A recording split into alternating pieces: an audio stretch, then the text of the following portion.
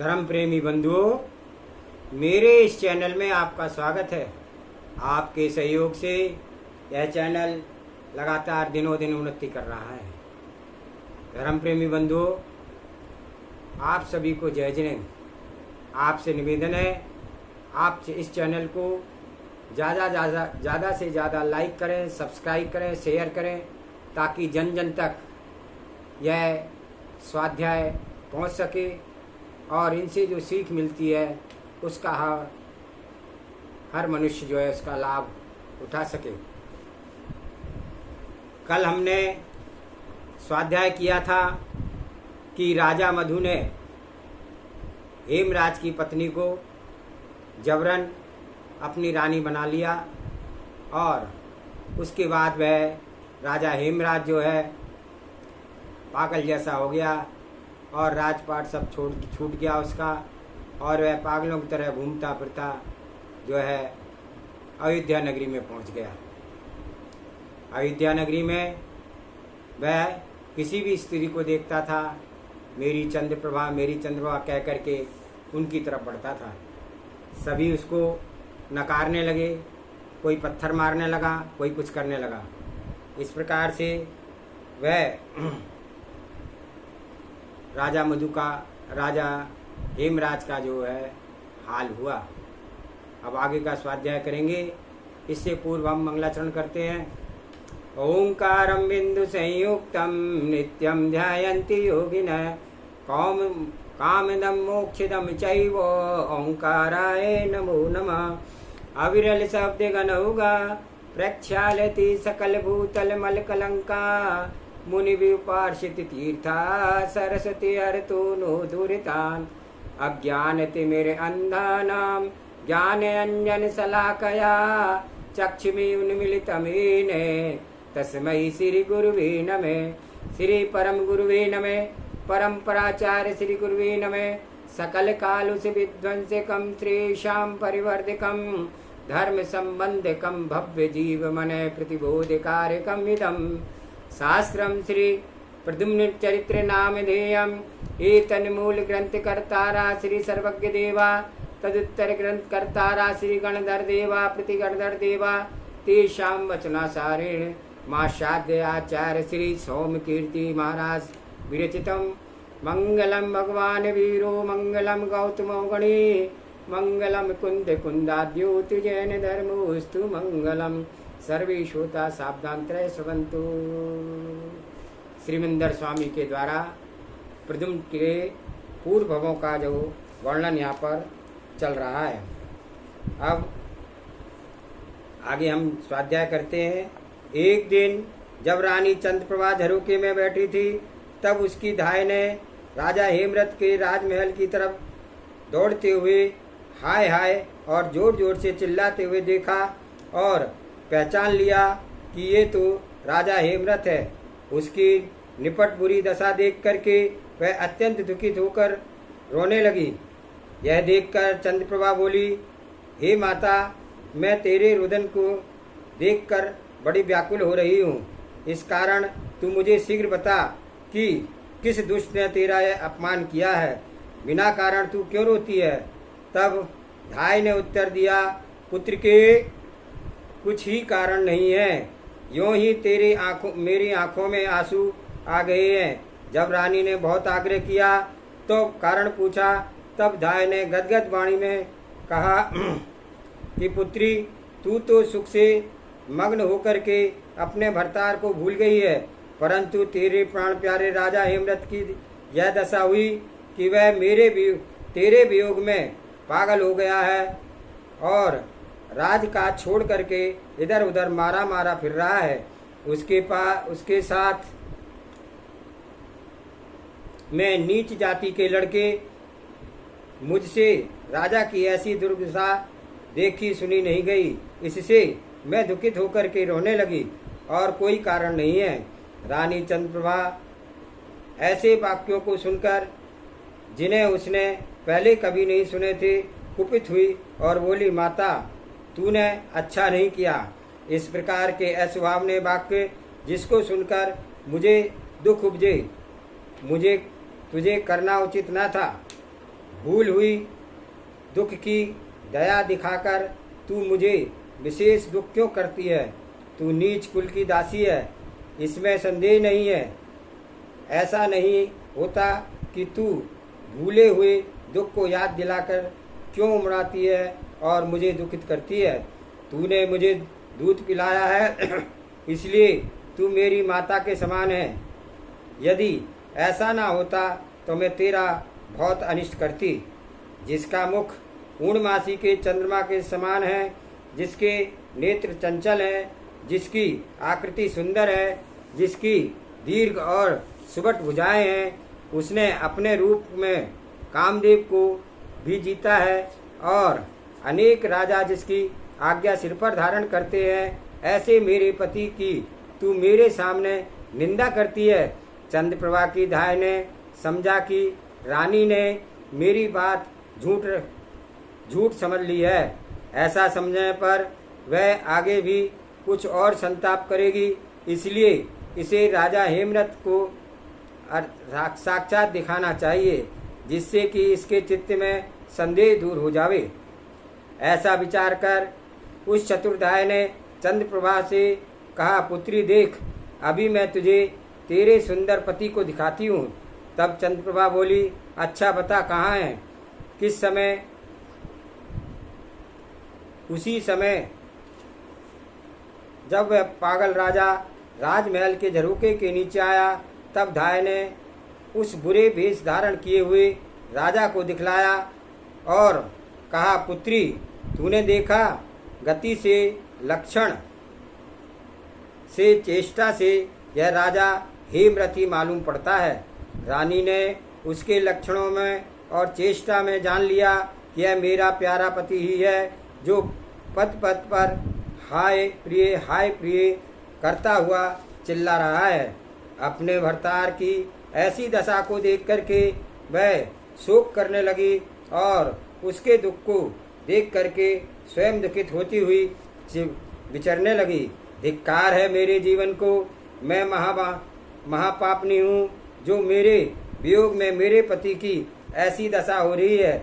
अगर मैं राजा मधु में रम रही हूँ और धिक्कार है मेरे पति के, धिक्कार है इस स्त्री पर्याय को, जिसमें सदा काल परवश रहना पड़ता है।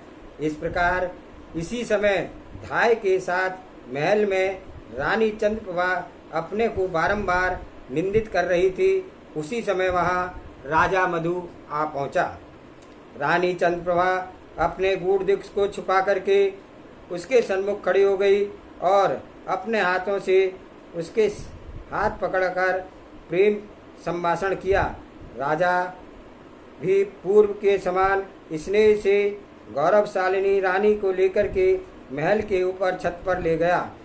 जिस समय राजा चंद्रप्रभा सहित आनंद से शरद ऋतु के संबंधी चांदनी को शोभा देख रहा था कि उसी समय एक दूसरी घटना हुई। सो वो इस प्रकार है कि नगर का चंडकर्मा नाम का कोटवाल एक पुरुष को दृढ़ता से बांध करके लाया और राजमहल के ऊपर जाकर राजा को नमस्कार करके बोला, महाराज, इस युवा पुरुष ने स्त्री को सेवन किया है और इस कारण से इसे बांध करके आपके पास लाया हूँ।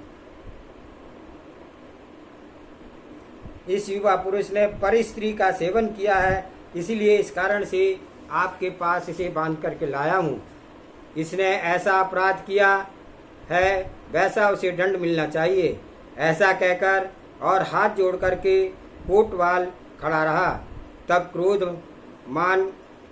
क्रोधायमान होकर के राजा मधु ने हुक्म दे दिया कि कोटवाल जल्दी जाओ और इस पापी को सूली पर चढ़ा दो।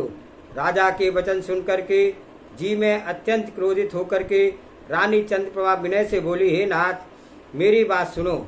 यह पुरुष रूपवान और युवावान है, इसको आप क्यों प्राण रहित करना की आज्ञा देते हैं? इसने ऐसा क्या अपराध किया है?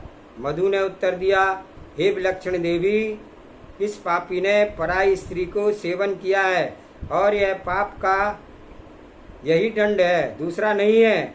तब रानी ने मुस्कुराकर विनय से बोली, हे स्वामी, पर स्त्री गमन में कौन सा ऐसा बड़ा पाप है जो यह बेचारा रूपवान संपन्न पुरुष सूली पर चढ़ाया जा रहा है। राजा मधु अपने कुकर्म की याद को भूल करके बोला, प्रिय, यह महान वज्र पाप है, इसे पढ़कर कोई दूसरा पाप नहीं है। यह सुनकर चंद्रप्रभा ने फिर कहा, मुझे तो यह कोई पाप का काम नहीं दिखता, आप वृथाई बेचारे को सूली देते हो। तब राजा मधु ने शास्त्र परिणाम सहित प्रत्युत्तर किया कि श्लोक पर स्त्री गमन नूनम देवस्य भक्षणम सप्तम नरकम यान्ति प्राणिनो नात्र संशय। अर्थात पर स्त्री का सेवन करने से और देव द्रव्य को हजम कर जाने से मनुष्य सातवें नरक को प्राप्त होता है, इसमें कोई संदेह नहीं है।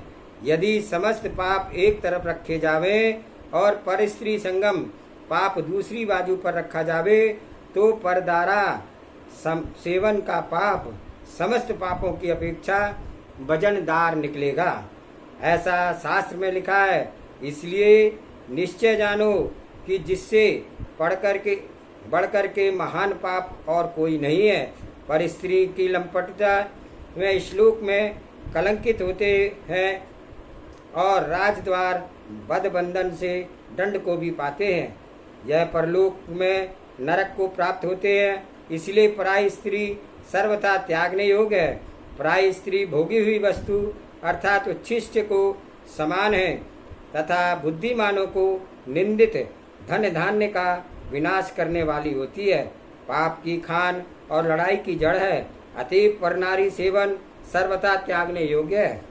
राजा मधु के ऐसे वचन सुनकर चंद्रप्रभा बोली, यदि पर स्त्री इतना करना सचमुच पातक है और पुण्य पाप के स्वरूप में भली भांति आप जानने वाले हैं, तो हे नाथ, मुझ पराई स्त्री को आपने छल करके क्यों हरी? आपने मेरे पिता के घर जाकर के कुमारी अवस्था में मंगनी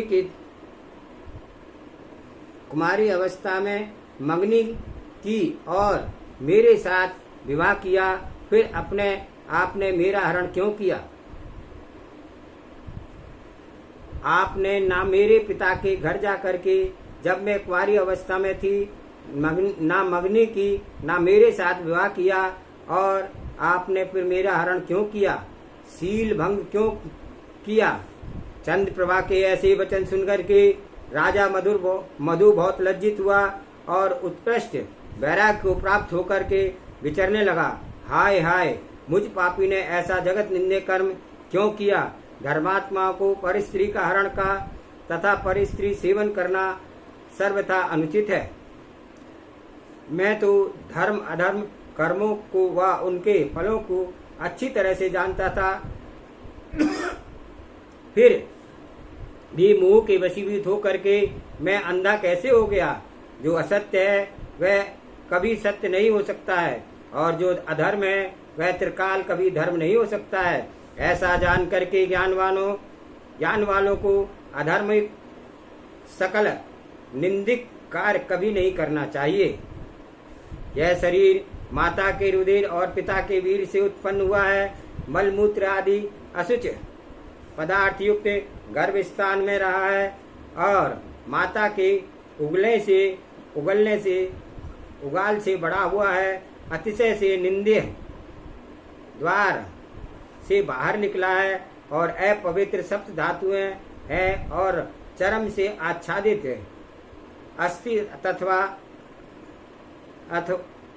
अस्थि तथा जाल का पिंड है।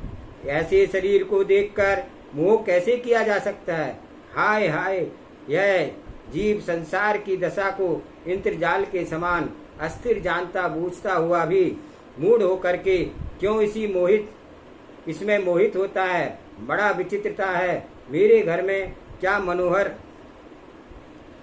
सुंदर रानियां नहीं थी? फिर मुझे जड़मती ने इसे परांगना का हरण सेवन क्यों किया? ऐसा जैसा मैंने इस भव में पाप कर्म उपार्जन किया है वैसे ही मुझे फल भोगना पड़ेगा, क्योंकि जैसा बीज होता है वैसा ही फल उत्पन्न होता है।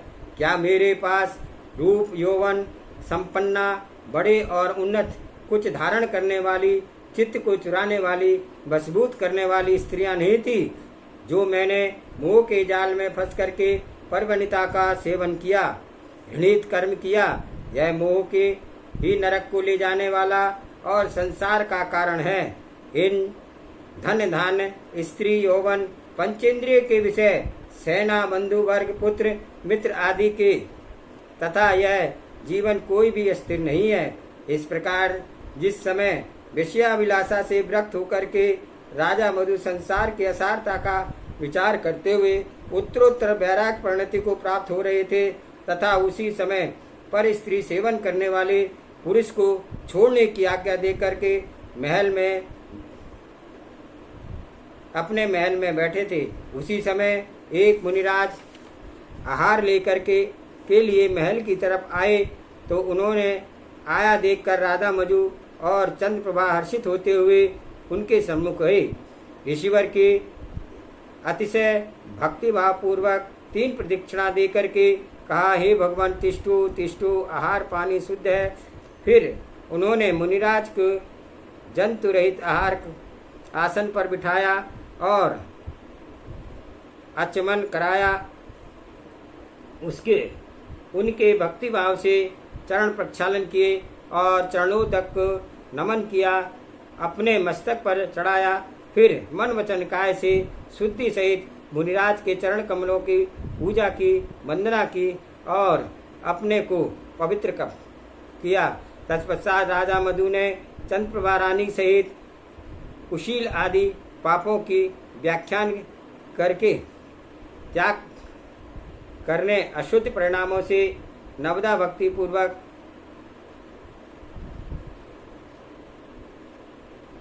कुशील आदि पापों का प्रत्याख्यान करके त्याग करके शुद्ध परिणामों से नवदा भक्ति पूर्वक मुनिराज को आहार दान दिया और महान पुण्य उपार्जन किया। जब अंतराय को टालकर मुनिराज ने निर्विघ्न पारणा कर लिया, तब उन्होंने अक्षय दान हो ऐसा आशीर्वाद दिया, जिसके प्रभाव से राजा के यहाँ पर 5 आश्चर्य हुए। सो ठीक ही है, जो कार्य भाव से किया जाता है वह निश्चय से सफल होता है।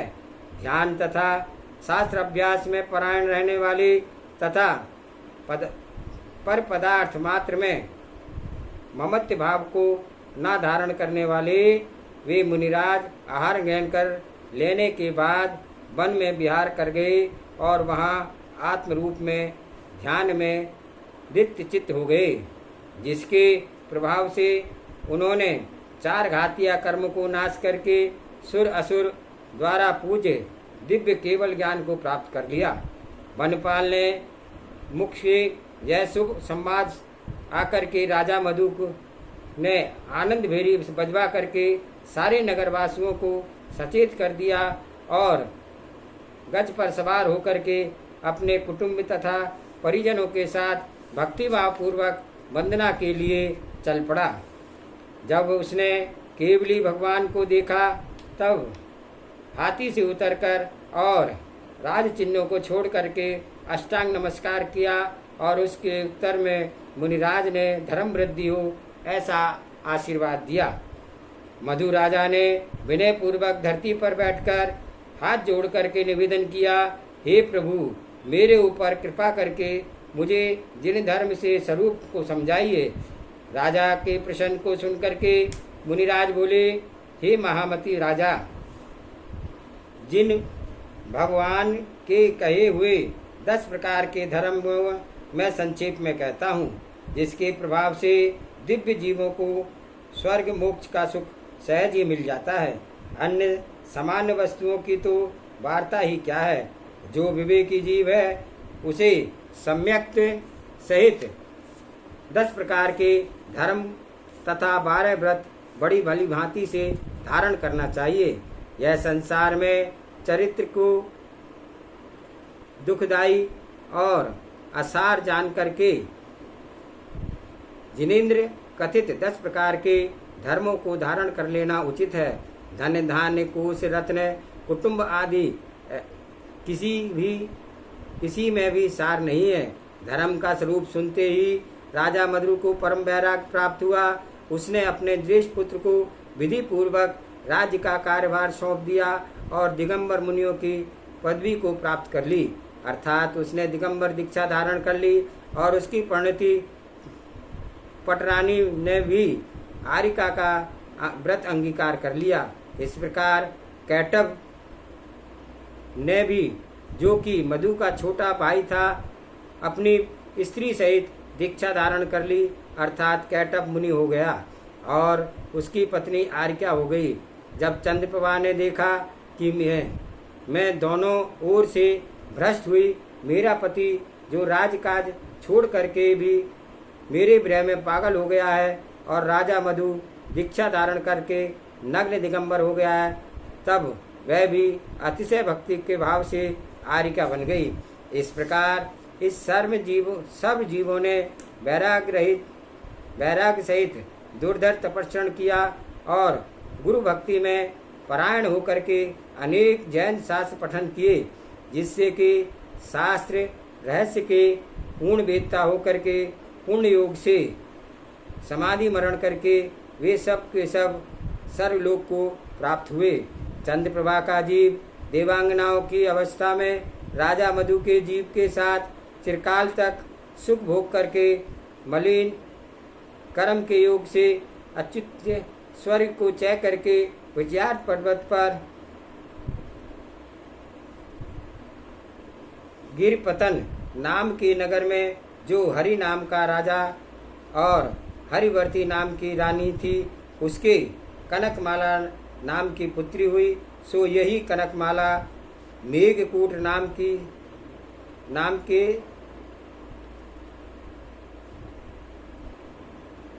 रमणीक नगर के राजा काल संबर की रानी हुई है। और जो मधु राजा का जीव है, वह तपस्रण करने के प्रभाव से 16वें स्वर्ग में देव हुआ था और वह देवगति से दिव्य सुख को भोग करके आयु के अंत में जाकर वहाँ से चय होकर के पुण्य के प्रभाव से द्वारका नगरी में यादवों के श्रेष्ठ कुल में कृष्ण नारायण की रानी रुक्मणी के गर्भ में आया और केटब का जीव कुछ दिन पश्चात कृष्ण की जम्बवती रानी के गर्भ में आया। और जो राजा हेमरथ अपनी चंद्रप्रभा रानी के वियोग में पागल हो गया था, वह दुखमय सागर में संसार का चिरकाल पर्यंत नीच योनियों में भ्रमण करता हुआ कर्म योनि में मनुष्य होकर और फिर कुतप को मर करके धूमकेतु नाम के असुरों का नायक देव हुआ। यही दैत्य विमान में बैठकर आकाशगामी से क्रीड़ा करता हुआ जा रहा था, तब सो देवयोग से रात्रि के समय उसका विमान द्वारका नगरी के रुक्मणी के महल पर रुका, जिसमें कि बालक था। आते ही कुपित हो गया। तब उसने ज्ञान से प्रकट हुआ कि पूर्व भव में जिस मधु राजा ने छल से मेरी स्त्री का हरण था, यही मेरा बैरी यहाँ जन्मा है। तब बैर मांझने के विचार से उस दुष्ट दैत्य ने 6 दिन के छोटे बालक को हर कर ले गया और यह जानकर निरपति किसी से बैर कदापि नहीं करना चाहिए। इस संसार में बैर भयंकर दुख का देने वाला है। इससे धर्म का विनाश होता है और नरक आदि कुगतियों में घोर वेदना सहन करनी पड़ती है। ज्ञानवानों को संसार के कारणभूत बैर विरोध का ऐसा कटुक परिणाम जान करके उससे सर्वथा त्याग कर देना चाहिए।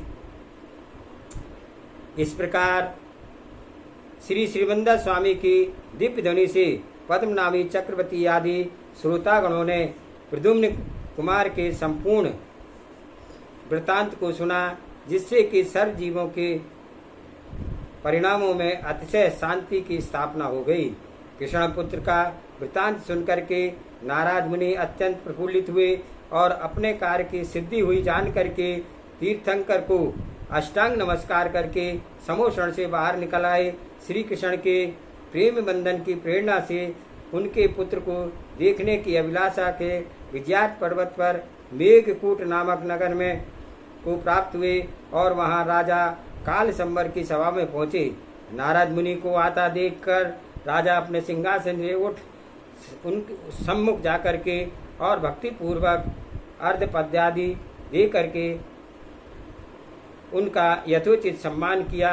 जब नारद जी आशीर्वाद दे करके सुंदर आसन पर विराज गए तब थोड़ी देर तक प्रेम भाव से राजा काल संबर से वार्तालाप करते रहे। तत्पश्चात बोले, हे राजन, मैं तुम्हारे अंतःपुर में रणवास में देखना चाहता हूँ। राजा के ने उत्तर दिया, हे स्वामिन, बहुत अच्छा, आप अपने चरण कमल का रज से मेरे गृह को पवित्र कीजिए। तब नारद जी तत्काल ही श्री कृष्ण के पुत्र को देखने की उत्कंठा से रणवास में चले गए। रानी कनकमाला ने नारद मुनि को आया देख करके भक्तिभाव पूर्वक नमस्कार किया और अर्घ्यपाद्य आदि से आसन दे करके उनका सत्कार किया। थोड़ी देर बैठ करके मुनि बोले, रानी, मैंने सुना है कि तेरे गूढ़ गर्भ से पुत्र की उत्पत्ति हुई है। तब यह बोली, नाथ, आपके चरण कमलों के प्रसाद से हुआ तो है। यह सुनकर नारद जी बोले, देवी, तू अपनी सुखकारी पुत्र को दिखा तो सही, कहाँ है? तब रानी कनकमाला ने प्रद्युम्न कुमार को लाकर के मुनि के चरणों में डाल दिया। मुनि ने उसके सर पर हाथ रखा, आशीर्वाद दिया कि हे पुत्र, तू चिरंजीव रह, चिरकाल सुखी रह और अपने माता पिता के मनोरथ को सफल कर। नारद जी ने फिर रानी से कहा, हे देवी, तू बड़ी भाग्यशालिनी है कि जो तेरे ऐसा भव्य और चिरकाल जीवित शुभ लक्षणों वाला पुत्र उत्पन्न हुआ है। तेरी मेरी अभिलाषा है तेरा यह पुत्र चिरकाल जीवित रहे। इस प्रकार कृष्ण पुत्र को देख करके प्रफुल्लित बदन नारद जी अंतःपुर से बाहर निकल आए और रुक्मणी के महल को जाने के मनोरथ से द्वारका की ओर रवाना हो गए। द्वारका पहुंचते ही नारद जी पहले मधुसूदन श्री कृष्ण नारायण से मिले और पीछे रुक्मणी से मिले। रुक्मणी को प्रद्युम्न के विषयादिक संपूर्ण वृतांत जो श्रीमंदर स्वामी ने दिव्य ध्वनि में वर्णन किया था कह सुनाया। अर्थात प्रद्युम्न का स्थान, उसके पूर्व भव की वार्ता, वह रूप लक्षण, उसके आगमन का काल चिन्ह कह सुनाए और यह भी प्रकट कर दिया कि वह 16 लाभ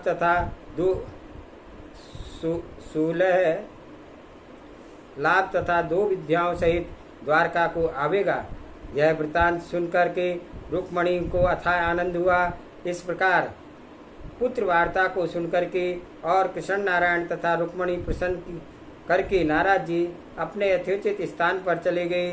नारद जी के वाक्यों से प्रतियुक्ता रुक्मणी अपने चिरंजीव पुत्र की याद करती हुई उसके आगमन की बाट देखती हुई सुख से रहने लगी।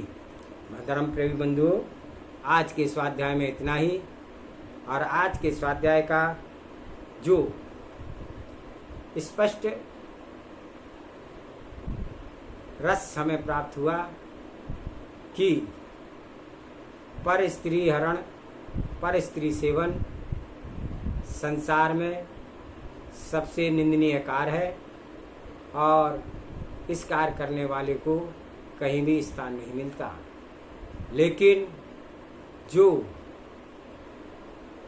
मोह से वशीभूत होकर के स्त्री के प्रेम में पागल होकर के घूमता रहता है, वह निश्चित ही नरक गति को प्राप्त करता है, क्योंकि उसकी मनोभावना कभी शुद्ध नहीं हो पाती है।